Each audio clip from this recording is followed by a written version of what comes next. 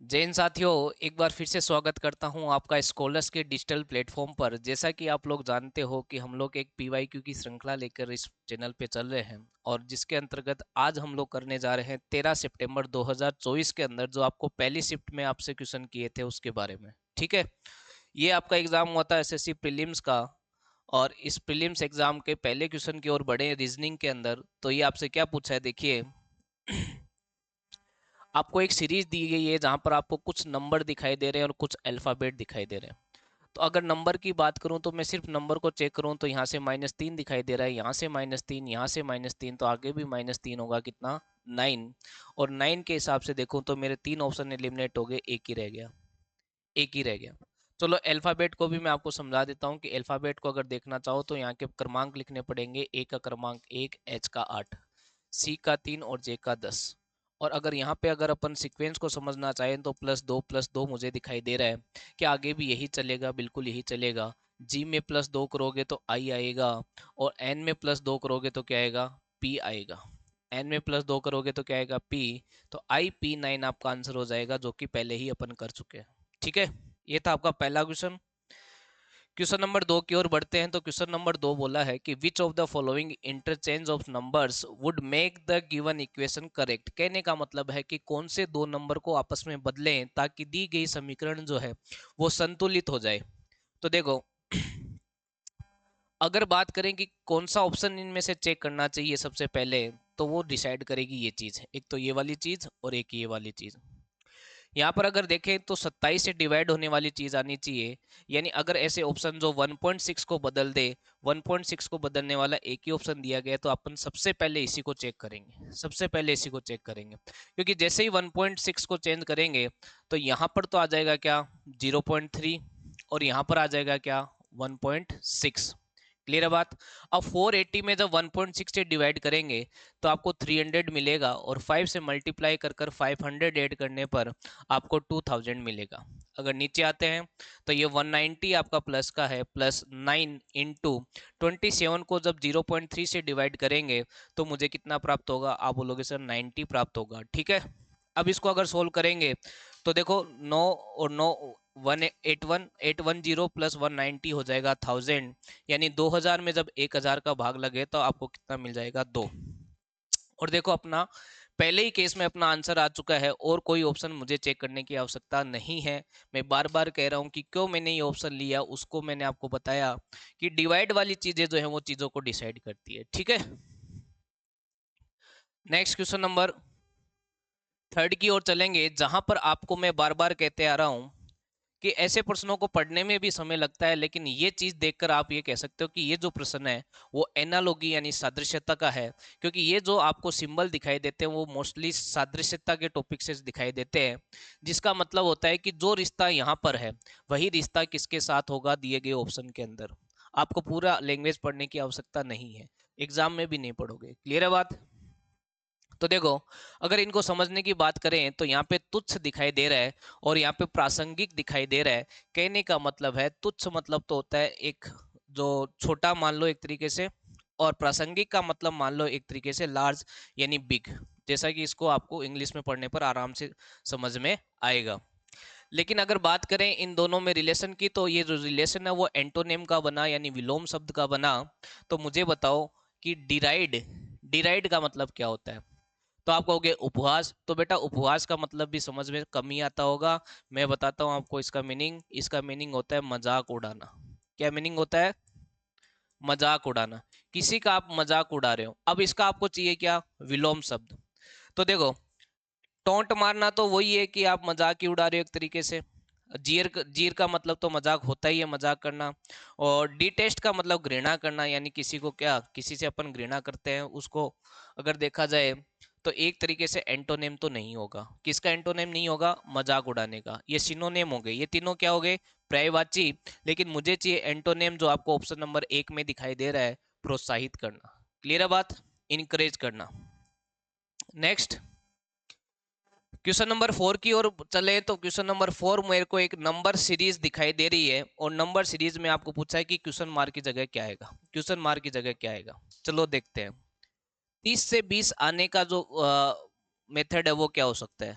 क्या मैं 30 को 1/2 से डिवाइड कर कर या गुणा कर कर, और इसमें मैं ऐड कर तो मुझे कितना मिलेगा 15, और 15 में मुझे कितना ऐड करना पड़ेगा कि 20 मिल जाए, तो आप बोलोगे सर 20, सॉरी 5, तो मुझे 20 मिल जाएगा। ठीक है, आगे क्या होगा, आगे आपके पास जो 20 है उससे आपको क्या लाना चाहिए। देखो पॉसिबिलिटी बनती है कि यहाँ पे हाफ से डिवाइड हुआ तो यहाँ पे भी हाफ से डिवाइड होता, अगर ये हाफ से डिवाइड होता तो 10 आता, और 10 में +5 करते तो 25 आता, जो कि ऐसे ऑप्शन में आपको दिखाई तो दे रहा है, 25 दिखाई तो दे रहा है। लेकिन आगे जब आप 25 इंटू 1/2 करोगे तो चीजें पॉइंटों में आएगी, जो कि यहाँ पे आपको दिखाई नहीं दे रही है। तो इसका मतलब है कि यहाँ पे 1/2 तो नहीं आएगा, तो क्या आ सकता है 1 आ सकता है, इससे 0.5 ज्यादा। अब यहां से अगर 25 नहीं आता तो 30 आने के लिए मुझे 10 ऐड करना पड़ेगा, और देखो 30 मुझे ऑप्शन में दिखाई दे रहा है। तो अब आगे लॉजिक को चेक करने के लिए मुझे एक और चेक करना पड़ेगा कि अब मैं 30 को कर दूं क्या 1.5 से गुणा, 1.5 से गुणा, क्योंकि 0.5 1 फिर 1.5 फिर 2 ऐसे चलेगा, और 1.5 से गुणा करूंगा तो मुझे कितना मिलेगा 45। 45 में मुझे कितने ऐड करने पड़ेंगे, तो आप बोलोगे 15, जिससे मुझे क्या मिल जाएगा 60। इसका मतलब मेरा लॉजिक एकदम करेक्ट है, इसका मतलब मेरा लॉजिक एकदम करेक्ट है। अगर लॉजिक करेक्ट है तो इसका मतलब यहाँ पे क्वेश्चन मार्क की जगह क्या आएगा 30 आएगा, क्वेश्चन मार्क की जगह क्या आएगा 30, यानी आपका आंसर हो जाएगा ऑप्शन नंबर फर्स्ट। क्लियर है बात। ये था question number 4। Next question number 5 की ओर चलते हैं, जहां पे पूछा है how many triangles are there in the given figure. दी गई आकृति में कितने त्रिभुज है, दी गई आकृति में कितने त्रिभुज है, तो चलो काउंट करते हैं। तो देखो एक त्रिभुज आपको ये दिखाई दे रहा है, दूसरा ये दे रहा है, तीसरा ये, चौथा ये, पांचवा ये, छठा ये, और एक सातवां ये। क्या इन 7 ट्राइंगल के अलावा कहीं भी आपको ट्राइंगल दिखाई दे रहा है, तो आप बोलोगे नहीं सर हमें भी नहीं दिख रहा, अगर आपको भी नहीं दिख रहा तो मुझे भी नहीं दिख रहा, इसीलिए इसका आंसर कितना हो जाएगा 7 हो जाएगा। क्लियर हुई बात। नेक्स्ट क्वेश्चन नंबर 6 की ओर चलेंगे। तो क्वेश्चन नंबर 6 आपका कहता है, फिर से देखो ये सादृश्यता वाली चीजें आ गई, ठीक है, कि 3 से 25 जैसे आया है, कौन से मैथमेटिकल ऑपरेशन से 3 से 25 आता है और 4 से 62 सेम ऑपरेशन होना चाहिए। तो मैं ये देख रहा हूं कि 3 का क्यूब करने पर मुझे 27 प्राप्त होता है, और 27 में से -2 करने पर मुझे 25 प्राप्त हो जाता है। तो क्या यही लॉजिक यहाँ पे लग रहा है, तो चेक करो। 4 का क्यूब होता है 64, और 64 -2 करने पे आपको कितना मिल जाता है 62। यानी कहने का मतलब है लॉजिक अपन को समझ में आ गया। जो लॉजिक ये लेकर चल रहे हैं वैसा कौन सा ऑप्शन है जो आपका लॉजिक लेके चल रहा है, तो देखो अगर ऑप्शन नंबर 1 को ही चेक करोगे तो आपका आंसर आ जाएगा, क्योंकि 5 का क्यूब होता है कितना 125, और 125 में से 2 माइनस करने पर क्या आ जाता है 123। क्लियर हुई बात। ये था question number 6। Next question number 7 की ओर चलेंगे। तो देखो क्या कहता है, the position of how many letters will remain unchanged if all the letters in the word GRIMACER arranged in English alphabet order। यानी कहने का मतलब है कि दिए गए शब्द को अगर अंग्रेजी वर्णमाला के क्रम में व्यवस्थित कर दिया जाए तो कितने अक्षरों की पोजीशन बदलेगी नहीं। चलो चेक करते हैं। मैंने आपको क्या समझाया, ऐसे प्रश्नों को करने के लिए आपको क्रमांक लिखना चाहिए। फायदा क्या है, एक्यूरेसी और स्पीड बढ़ेगी। तो 7, 18, 9, 13, 1, 3 और 5 मैंने क्रमांक लिख दिए। अब सबसे पहले 1 आना चाहिए, फिर 3 आना चाहिए, फिर 5 आना चाहिए, फिर 7, फिर 9 और 13 और लास्ट में 18। कितनी चीजें ऐसी हैं मुझे बताओ जो अपनी जगह पर ही है, ना तो ये अपनी जगह पर, ना ये, ना ये, ना ये, ना ये, ना ये, ना ये, यानी नन। अपना आंसर नन यानी 0 हो जाएगा। एक भी ऐसा लेटर नहीं है जिसने अपनी जगह बनाई रखी। क्लियर है बात। नेक्स्ट क्वेश्चन नंबर 8 की ओर चलेंगे, जो कि बहुत ही अच्छा प्रश्न मुझे दिखाई दे रहा है। क्लियर है बात। और ये प्रश्न जो लिया गया है वो कौन से टॉपिक से लिया गया, आपका नॉन वर्बल सीरीज से। देखो मैं एक चीज आपको बताता हूँ, अभी फिलहाल शायद मैं 13th शिफ्ट सोल्व कर रहा हूँ, इससे पहले मैंने 12 शिफ्ट सोल्व करवा दी है। क्लियर है बात। और हर एक शिफ्ट में मैं ये कह रहा हूँ कि हर एक टॉपिक बदलते गए, नए आते गए, लेकिन ये जो टॉपिक है इससे हर साल क्वेश्चन आए। 2 क्वेश्चन मैंने हर एक शिफ्ट में देखे हैं। तो अगर इस चीज को देखा जाए तो ये आपके लिए एक महत्वपूर्ण टॉपिक है, इस पे आपको सबसे ज्यादा काम करना है।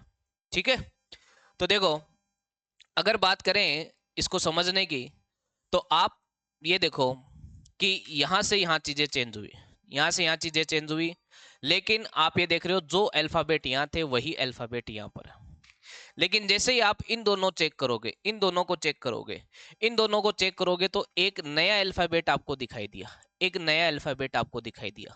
फिर आगे इन दोनों की बात करें तो वही अल्फाबेट आपको दिखाई दे, वही अल्फाबेट दिखाई दिए। इसका मतलब ये कंफर्म है कि आने वाले नए इस क्वेश्चन मार्क की जगह एक नया अल्फाबेट आपको देखने मिलेगा। नया अल्फाबेट कौन सा? जो इनमें नहीं होगा, जो इनमें नहीं होगा। क्लियर है बात? तो देखो ऐसा कौन सा ऑप्शन है, तो देखो ऐसा ऑप्शन अगर आप देखोगे तो देखो एच इसमें नया अल्फाबेट, एच इसमें नया अल्फाबेट, बाकी ए यू टी एम बी ये सारे अल्फाबेट पहले वाले हैं, इसको एलिमिनेट करो, और साथ ही साथ इसको भी आप एलिमिनेट कर दो क्योंकि इसमें नया कोई अल्फाबेट नहीं है। इतनी छोटी सी चीज से अपन ने दो ऑप्शन एलिमिनेट किए। चलो अब अपने पास ऑप्शन बच गए, ऑप्शन नंबर ए और ऑप्शन नंबर सी। अगर इन दोनों में देखा जाए, इन दोनों में देखा जाए तो कौन सी चीज है जिससे आंसर आएगा? तो आप कहोगे सर एम की पोजीशन यहाँ पर 1 है और यहाँ पे 3rd पे। अगर मैं एक देखो, जब दो ऑप्शन बच गए तो मुझे ऑप्शन पे गौर करना है कि कहां तक सिमिलरिटी है और किस चीज से मैं आंसर निकाल सकता हूं। तो मैंने ऑप्ट किया है एम। चलो एम की बात करते हैं। अब पहले इन दोनों को समझो, आप इन दोनों को समझो, ठीक है? इन दोनों को समझोगे तो आप देख रहे हो कि एम यहां आया, यहां आया। अब एम कहां गया? तो आपने कहा आगे गया, ठीक है। इसका मतलब अब एम कहां जाना चाहिए? यहां पर जाना चाहिए। एम कहां जाना चाहिए? यहां पर जाना चाहिए। एम के बाद एच आना चाहिए। तो आप कहोगे सर एम के बाद एच यहीं पे आ रहा है, ये नहीं होगा क्योंकि इसको अपनी पोजीशन बदलनी पड़ेगी। इस तरीके से ऑप्शन एलिमिनेट करने हैं और आपको आंसर की ओर बढ़ना है। ये था क्वेश्चन नंबर 8, बहुत अच्छा प्रश्न। नेक्स्ट क्वेश्चन नंबर 9 की ओर चलेंगे, जहां पे कहता है ample is related to abundant in the same way as substantial is related to. कहने का मतलब है एम्पल यानी बहुत और अबंडेंट मतलब प्रचुरता, यानी एक दूसरे के सिनोनिम्स, पर्यायवाचिक। तो मुझे बताओ पर्याप्त का यानी सब्सटेंशियल का पर्यायवाचिक यानी सिनोनिम्स आपको कौन से चार ऑप्शन में से दिखाई दे रहा है? क्या पर्याप्त अल्प हो सकता है इसका सिनोनिम? सिनोनिम नहीं है, एंटोनिम है, ये नहीं होगा। अपर्याप्त भी एंटोनिम है, और सम्मानित यानी वेनरेबल भी आपका एंटोनिम कहलाएगा। क्यों? क्योंकि अगर पर्याप्त की पर्यायवाचिक की बात करें तो कंसिडरेबल आपका इन चार ऑप्शन में से एक बढ़िया ऑप्शन है, ठीक है। नेक्स्ट क्वेश्चन नंबर, ये देखो ये जो प्रश्न है वो बच्चा आसानी से कर लेगा जिसको थोड़ी सी इंग्लिश और हिंदी आती है, या तो इंग्लिश अच्छे से आए या हिंदी अच्छे से आए, क्योंकि ये प्रश्न एक तरीके से रीजनिंग का है ही नहीं।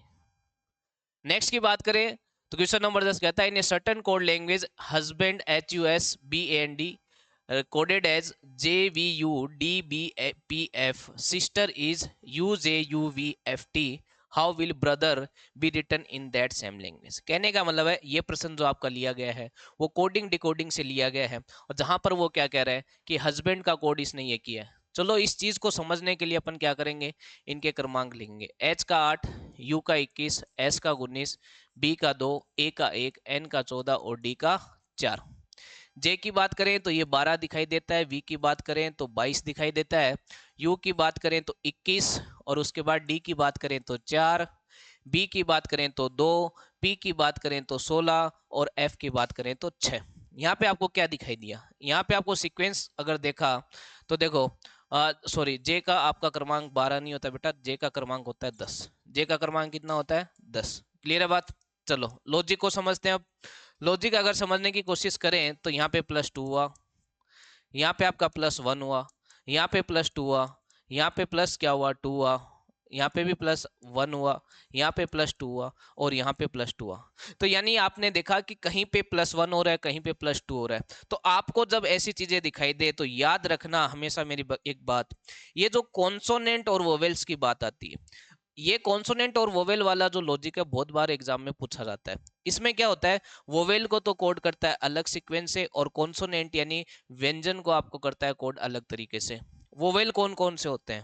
A, E, I, O, U।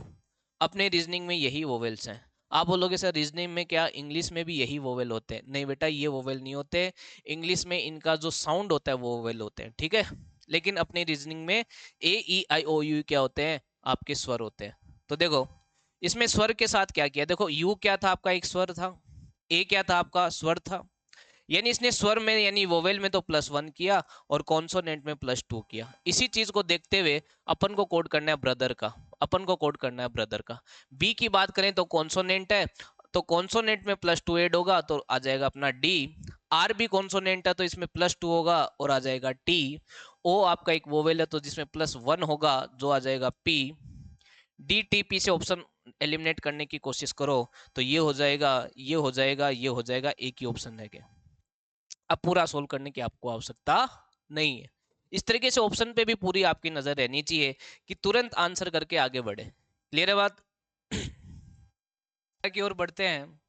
तो क्वेश्चन नंबर 11 आपका क्या कहता है, देखिए, in a certain code language x plus y means x is the father of y, x minus y means x is the brother of y, x into y means x is the sister of y, and x divide means x is the wife of y। तो देखो मैं आपको हर बार कहता हूं कि जब ये प्रश्न ऐसा आता है आपका, तो आपको पूरा प्रश्न पढ़ने की आवश्यकता नहीं है, क्योंकि पूरा प्रश्न पढ़ोगे तो आपको समय लगेगा। आपको सबसे सीधा कहाँ जाना है, यहाँ पर। यहाँ पर जाने के बाद जो सिंबल का मीनिंग दिया है वो लिखना है। जैसे माइनस का मीनिंग क्या दिया आपका, ब्रदर, प्लस का मीनिंग आपको क्या दिया है तो आपने बोला फादर, और डिवाइड का मीनिंग आपको क्या दिया है तो आपने बोला वाइफ, और इनटू का मतलब आपको क्या दिया है तो आपने बोला सिस्टर। जो इंस्ट्रक्शन के जो भी आपको मीनिंग दिए हैं वो लिख लो। और अब ये देखो प्रश्न क्या पूछ रहा है, प्रश्न आपको पूछ रहा है how is D related to H, यानी डी क्या लगता है एच का। तो अपने आप को यहाँ पे रखो कि ये मैं, ये मेरा भाई, ये मेरे भाई के पिता यानी मेरे पिता, और ये मेरे पिता की वाइफ यानी मेरी मम्मी, और मेरी मम्मी की सिस्टर कौन होगी, मेरी मौसी। तो डी जो है वो एच की क्या होगी, मौसी। अब अगर ऑप्शन में देखोगे तो आपको ऑप्शन नंबर बी में ये चीज दिखाई देगी, मदर की सिस्टर ही अपनी कौन होती है, मौसी। ये था question number 11। Next question number 12 की ओर चलेंगे।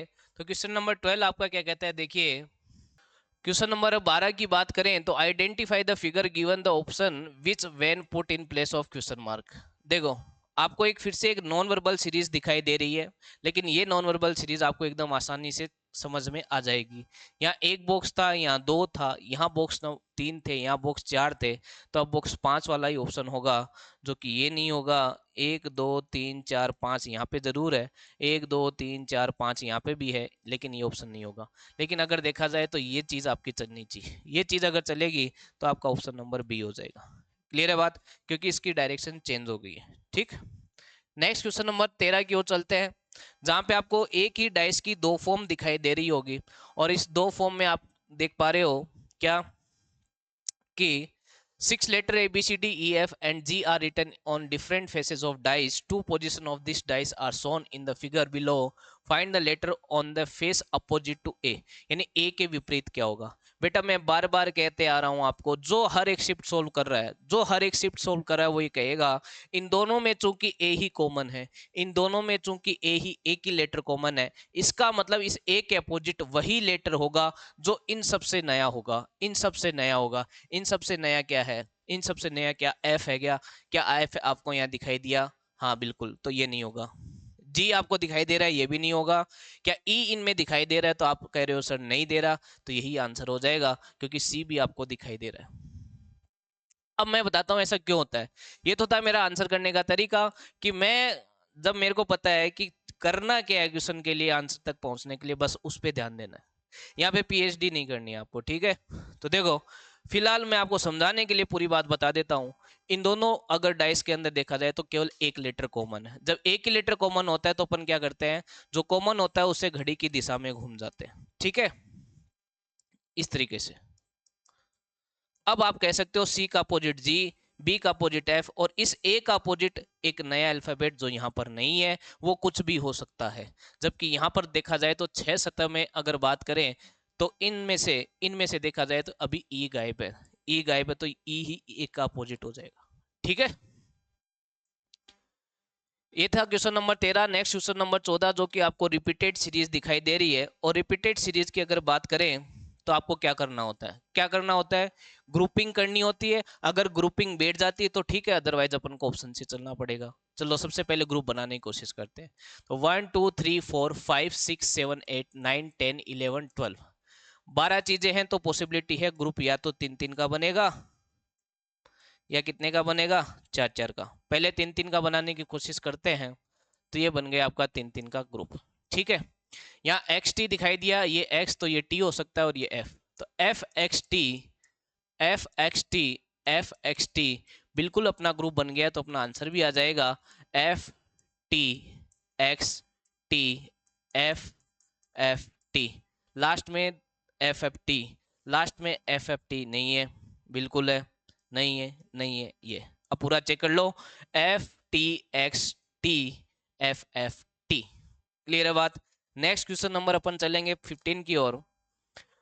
तो क्वेश्चन नंबर 15 आपका कहता है कि किसी कोड भाषा में माउंटेन स्टैंडटिल को कोड किया गया है 33 66 44, और रॉकी इस टोल को कोड किया गया है 44 55 11, और रॉकी इस माउंटेन को कोड किया है 33 55 11। आपको किसका कोड पूछा है, आपको पूछा है स्टैंड का कोड क्या होगा। मुझे बताओ स्टैंड कहाँ था, आपने बोला सर स्टैंड यहाँ था, स्टैंड यहाँ था। क्या कहीं पे भी स्टैंड और था, क्या कहीं और स्टैंड था, तो आप बोलोगे सर नहीं था। इसका मतलब स्टैंड का कोड कहीं रिपीट नहीं होगा, कहीं रिपीट नहीं होगा। इसका मतलब अगर मैं देखूं तो 33 तो यहाँ रिपीट हो रहा है, 33 यहाँ रिपीट हो रहा है, और अगर बात करूं 44 तो यहाँ रिपीट हो रहा है। इसका मतलब बच गया क्या, 66, यही स्टैंड का कोड था, यही स्टैंड का कोड था। क्लियर है। इस तरीके से आपको ऑप्शन की ओर बढ़ना है। शिफ्ट को करवाने का, इसका एनालिसिस करवाने का एक ही मकसद है हमारा, किस तरीके से बच्चों को कितना क्वेश्चन को पढ़ना है, क्वेश्चन में क्या चीजें पढ़नी है और किस तरीके से आंसर करना है, ये चीजें हमको आपको सिखानी है। इसीलिए कहता हूं रीजनिंग का अगर ऐसा पेपर आता है तो मैक्सिमम 12 से 13 मिनट लेना चाहिए, मैक्सिमम। ठीक है, नेक्स्ट क्वेश्चन नंबर 16 की बात करते हैं। तो जहां पर ये कहता है 3 of the following numbers are alike in a certain way and 1 is different. कहने का मतलब है इन 4 ऑप्शन में से 3 में कुछ समानता है, एक कुछ अलग है, वो आपको बताना है। ठीक है, चलो देखते हैं। अगर इसको समझने की बात करें कि ये कैसे आ सकता है, तो आपको हो गया सर 31 को 5 से मल्टीप्लाई करो तो ये आएगा 155, और इसमें 5 ऐड कर दो तो 160 मिल जाता है। ठीक है, आगे इस लॉजिक को समझते हैं। तो 13 को अगर मैं 8 से मल्टीप्लाई करूं, यहाँ 5 पे मल्टीप्लाई किया, यहाँ पे 8 से मल्टीप्लाई किया, तो 13 को 8 से मल्टीप्लाई करने पर 104 प्राप्त हो, और इसमें 5 ऐड करने पर 109 मिलेगा, बिल्कुल मिलेगा। यानी ये लॉजिक बैठ रहा है, ये लॉजिक बैठ रहा है। चलो आगे देखते हैं। 21 को 4 से मल्टीप्लाई करोगे तो 84 मिलेगा, और 84 में 5 ऐड करने पर क्या मिलेगा, 89 मिलेगा। इसका मतलब इस 3 में सिमिलरिटी होगी, यही आपका आंसर है। चेक करने की जरूरत नहीं है, चेक करने की जरूरत है नहीं है। फिर भी हो तो आप करना, मैं नहीं करूंगा, क्योंकि जब मैंने 3 में सिमिलरिटी बता दी तो एक अपने आप अलग होना ही है। चलो क्वेश्चन नंबर 17 की ओर बढ़ते हैं। तो जहां पर कहता है, फिर से एक आपको एक सीरीज दिखाई दे रही है, वो भी कौन सी, रिपीटेड या कंटिन्यूअस सीरीज। एक ही काम, ग्रुपिंग या फिर ऑप्शन। चलो पहले ग्रुपिंग की कोशिश करते हैं। तो 1 2 3 4 5 6 7 8 9 10 11 12, 12 चीजें, 3 3 की ग्रुपिंग करके देखते हैं, 3 3 की ग्रुपिंग करके देखते हैं। चलो बीच वाला लेटर एफ, तो D F F, D F F, D F F, D F F, बात बैठ गई। तो आंसर आ जाएगा F F D F F, F F D F F, F F D F F, option number 3। Next question number 19 की ओर चलेंगे, जहां पर कहता है कि what will come in place of the question mark in the following equation if plus and minus are interchange into and divide are interchange. कहने का मतलब है दी गई समीकरण में अगर प्लस और माइनस को आपस में बदल दिया जाए और गुणा और भाग को आपस में बदल दिया जाए तो इक्वेशन की वैल्यू क्या आएगी। चलो बदलते हैं।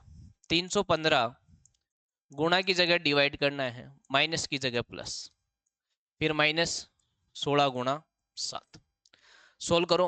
15 एकम 15, 15 दूनी 30, एक बचेगा, 15 एकम 15 तो 21 आ गया, प्लस का 93 माइनस, और 7 सिक्के 42 का 2, 4 7 और 4 11, 112। अब बात करें तो ये प्लस की चीजें और ये माइनस की। अगर इसमें प्लस कर दें 21 तो ये आ जाएगा 4 और 9 और 2 11, और इसमें से माइनस 112 करेंगे तो अपना आंसर आ जाएगा 2। क्लियर है, एक आसान मैथमेटिकल ऑपरेशन का क्वेश्चन। क्वेश्चन नंबर 20 की ओर बढ़ते हैं तो कहता है select the set in which of the number are related in the same way as are the number of the following sets। यानी जो रिलेशन आपको इनमें दिखाई देता है, जो रिलेशन आपको इनमें दिखाई देता है वैसा ही रिलेशन आपको कौन से ऑप्शन में दिखाई दे रहा है। तो सबसे पहले तो यहां से समझने की कोशिश करो, यहां से समझने की कोशिश करो तो आपको क्या मिलेगा। तो आप बोलोगे सर 27 को पहले 3 से गुणा करो, 81 आता है, और फिर इसको 405 से डिवाइड कर दो, 81 से डिवाइड कर दो 405 को, तो ये 9 टाइम्स, और ये 9 से काटेंगे तो 9 चौक 36, और कितना बचेगा 4, 9 पंजे 45, और इसको काटेंगे तो आएगा 5। सर 5 आएगा, ठीक है। ये क्या, ये लॉजिक यहाँ पे भी काम करता है। क्या करना है, इन दोनों का गुणा 23 गुणा 6, जो कि कितना आ जाएगा 36, 18 का 8, 1 6 दूनी 12, 138, और 138 को जब 690 से डिवाइड किया जाएगा तो आप कहोगे सर बिल्कुल 5 आएगा। कितना आएगा 5, देख लो 8 पंजे 40, 4 जाएगा, 5 3 15, 4 19, 9 1 जाएगा, 5 और 1 6, 5 आएगा। यानी कहने का मतलब है कि ये दोनों मल्टीप्लाई होंगे और जब इसमें डिवाइड करेंगे तो 5 आना चाहिए, इसमें डिवाइड करेंगे तो 5 आना चाहिए। ऑप्शन नंबर 4 को गौर से देखो तो 24 5 120, 24 5 120, और इसको 120 से डिवाइड करते हैं तो 5 आता है। यही मुझे चाहिए था, यही मुझे चाहिए था। ठीक है, ये था क्वेश्चन नंबर 20। क्वेश्चन नंबर 21 की बात करते हैं तो वापस से वैसा ही क्वेश्चन रिपीट है कि जो रिलेशन आपको यहाँ पे दिखाई दे रहा है, जो रिलेशन इस सेट में दिखाई दे रहा है, वैसा रिलेशन आपको कौन से ऑप्शन में दिखाई दे रहा है। चलो बात करते हैं। 7 से 14 दुगना होकर भी आता है, दुगना होकर भी आता है, लेकिन यहाँ पर वो लॉजिक नहीं है, क्योंकि फिर यहाँ पे 4 का दुगना होकर 8 आना चाहिए था। ठीक है, चलो अब अंतर हो सकता है, डिफरेंस हो सकता है। तो यहाँ पे +7 ऐड हुआ, तो देखो यहाँ पे भी +7 ऐड हुआ, दोनों में एक जैसा ऑपरेशन होना चाहिए। अब यहाँ पे कितना ऐड हुआ, तो आप कहोगे 6 और 3 यानी +9 ऐड हुआ, और यहाँ पे भी +9 ऐड हुआ, यानी +7 और +9 का लॉजिक लगना चाहिए। +7 +9 यहाँ नहीं लग रहा, +7 +9 यहीं लग रहा है। 5 में 7 जोड़ोगे 12, और 12 में 9 जोड़ोगे 21। आगे चेक करने की आवश्यकता नहीं है। नेक्स्ट क्वेश्चन नंबर चलेंगे 22 की ओर। तो आपको एक मिरर इमेज बताना है कि इसके सामने कौन सी चीज आपको दिखाई देगी दर्पण में देखने पर। तो आप कहोगे सर ये तो कंफर्म है कि ये जो चीज है, ये जो चीज है वो ऐसी दिखाई देगी, और ऐसी चीज आपको देखा जाए तो ये नहीं दिख रही, ये नहीं दिख रही, ये और ये दो दिख रही है, दो दिख रही है। लेकिन अब अगर इसकी बात करें, इसकी और इसकी, तो अगर आप इसको गौर से देखोगे तो ये ऊपर की तरफ था। क्या ये राइट लेफ्ट था? नहीं। तो जब ऊपर की तरफ था तो मिरर इमेज में कभी भी ऊपर नीचे चेंज नहीं होगा, राइट लेफ्ट चेंज होता है। इस चीज को देखते हुए आप आंसर की ओर बढ़ जाओगे और आपका आंसर हो जाएगा सी। नेक्स्ट क्वेश्चन नंबर 23, जहां पे आपको एक पेपर कटिंग और फोल्डिंग का क्वेश्चन दिखाई दे रहा है, और इन प्रश्नों को करने का तरीका मैं हर एक शिफ्ट में बताते आ रहा हूं कि जो सबसे लास्ट में फोल्डिंग हुई है सबसे पहले वो अनफोल्ड करो। अनफोल्ड करने का तरीका होगा अपन दर्पण लगा देंगे, दर्पण लगा देंगे तो इस तरीके से ये बढ़ जाएगा, और दर्पण में देखने पर ये डॉट ऐसे दिखाई देंगे और ये डॉट यहाँ पर। ठीक है, आधा हो गया। अब ये अनफोल्ड होगा तो इधर एक दर्पण लगेगा, इधर ये दर्पण लगेगा तो ये डॉट तो यहाँ पे दिखाई देंगे इस तरीके से, और ये वाला डॉट, ये जो दो डॉट है वो यहाँ दिखाई देंगे। कौन सा ऑप्शन दिखाई दे रहा है? नहीं है, नहीं है, नहीं है। क्या ये है? क्या ये है? नहीं, सॉरी ये नहीं है, ये तो है, देखो क्लियर है। Option number C, option number C, ये भी नहीं है। क्लियर हो गई बात। तो सबसे लास्ट में फोल्ड होता है उसकी सबसे पहले अनफोल्डिंग करनी है। अनफोल्डिंग कैसे करनी है? दर्पण लगाकर, जैसे फोल्डिंग हुई है उसी दिशा में दर्पण आपको लगाना है। क्लियर है बात। Next question number 24, second last question, जो कि आपको एक अल्फाबेटिक सीरीज दिखाई दे रही है। अल्फाबेटिक सीरीज को सोल्व करने का तरीका है कि आप इनके क्रमांक लिखोगे, के का 11, ई का 5, एस का 19, एम का 13, आई का 9, क्यू का 17, पी का 16, एम का 13, एन का 14, उसके बाद टी का 20, क्यू का 17 और जे का 10। यहाँ से बात समझ में आ जाएगी। तो देखो ये +2 दिखाई दिया आपको, यहाँ पे +4 दिखाई दिया, यहाँ पे आपको क्या दिखाई दिया? -2। क्या आगे भी ये लॉजिक चल रहा है? तो आप देखो ये नहीं, यहाँ पे +3 दिखाई दिया, यहाँ पे आपको +4 ही दिखाई दिया, और यहाँ पे आपको -3 दिखाई दिया। कहने का मतलब केवल बीच वाली संख्या सेम रही है, बाकी बढ़ती गई है, बाकी बढ़ती गई है। चलो आगे चलते हैं, आगे चेक करेंगे। तो आप कहोगे सर यहाँ पे मेरे को +4 दिखाई दिया, देखो बदल गया, पहले 2 फिर 3 फिर 4। अब यहाँ पे आपको सेम ही दिखाई देगा +4, क्योंकि बीच वाली संख्या सब जगह क्या है? सेम है, +4। ठीक है। और बाद में क्या हुआ, फिर -2 -3, तो अब -4 होगा, आप देख लो। तो आप कहोगे सर बिल्कुल -4 हो गया, बिल्कुल -4 हो गया। तो अब तक तो अपन यहाँ पे पहुंचे। आगे आगे क्या आएगा देखो, आगे अपन बढ़ते तो ये 25, ये 21 और ये 5। यहाँ पे क्या लॉजिक लग जाता, तो आप बोलते सर यहाँ पे +5 और यहाँ पे -4 और यहाँ पर -5, यहाँ पे -5। तो अब क्या आएगा, तो अब बोलोगे सर यहाँ पे +6 करना होगा। और 25 में जब 6 ऐड करते हैं तो 31 बनता है। और 31 जो है 26 लेटर होते हैं, 31 में से वापस से माइनस कर दो 26, तो 5 आएगा। 5 का मतलब क्या आ गया, ई। उसके बाद इसमें से 4 माइनस होगा, 4 माइनस होगा तो 17 आएगा। और 17 पे क्या था आपका, क्यों, सॉरी, -4 होगा ना, बिल्कुल आपका किस में से -4 होगा, 21 में से -4 होगा क्या, ये -4 वाली चीज ठीक है क्या आपकी। देखो ये +4 ठीक था, ये +4 ठीक था, यहाँ पे बीच में देखो, यहाँ +4 हुआ ठीक था, यहाँ पे +4 हुआ ठीक था, यहाँ पे +4 हुआ ठीक है, +4, ओह वो ठीक है, +4 करना है। और 21 में +4 करेंगे तो क्या आएगा, वाई आएगा, वाई आएगा, ठीक है। तो ई वाई एक ही ऑप्शन में दिखाई दे रहा है। लास्ट में भी वाई आ जाएगा, क्यों, क्योंकि लास्ट में क्या करना है, -6, लास्ट में क्या करना है, -6, क्योंकि बीच वाली में तो सब जगह +4 हुआ है, और लास्ट वाली में क्या हुआ, ऊपर +6 हुआ तो नीचे -6 करना पड़ेगा। और 5 तो 5 चले गए और एक जेड चला जाएगा, तो क्या आ जाएगा, वाई आ जाएगा। ई वाई वाई आपका ऑप्शन नंबर ए हो जाएगा। क्लियर होगी बात। ये था क्वेश्चन नंबर 24। क्वेश्चन नंबर 25 क्या कहता है, figure x is followed by 4 figures number 1 2 3 4, identify the figure among the 4 in which figure x is embedded। embedded का मतलब है छुपी हुई आकृति, छिपी हुई आकृति। तो कहने का मतलब ये आकृति आप कौन से ऑप्शन से मिल सकता है, आपको कौन से 4 ऑप्शन से आपको ये आकृति मिलेगी। क्या यहाँ से मिलेगी, तो आप कहोगे सर देखो यही तो चाहिए आपको, यही आकृति तो चाहिए। तो आप कहोगे सर बिल्कुल मिल रही है, बिल्कुल मिल रही है ए से, तो आगे चेक करने की जरूरत नहीं है। यहाँ पे क्या नहीं मिलेगा, ये वाली लाइन में मिलेगी। यहाँ पे क्या नहीं मिलेगा, ये वाली लाइन में नहीं मिलेगी। ठीक है, यहाँ पे क्या नहीं मिलेगा, ये वाली। तो इस तरीके से आपका ऑप्शन नंबर ए ही इसके लिए सूटेबल आंसर होता। ये था आपका 13 सितंबर की फर्स्ट शिफ्ट का डिटेल एनालिसिस। आई होप आपको समझ में आया होगा। एक बात, बहुत अच्छा रिस्पॉन्स आप लोगों का आ रहा है, ठीक है, इस रिस्पॉन्स को जारी रखें, अपने दोस्तों में इन शिफ्ट्स को बिल्कुल शेयर करें, बहुत कुछ सीखेंगे। क्लियर है बात। इसी के साथ जय हिंद, जय भारत।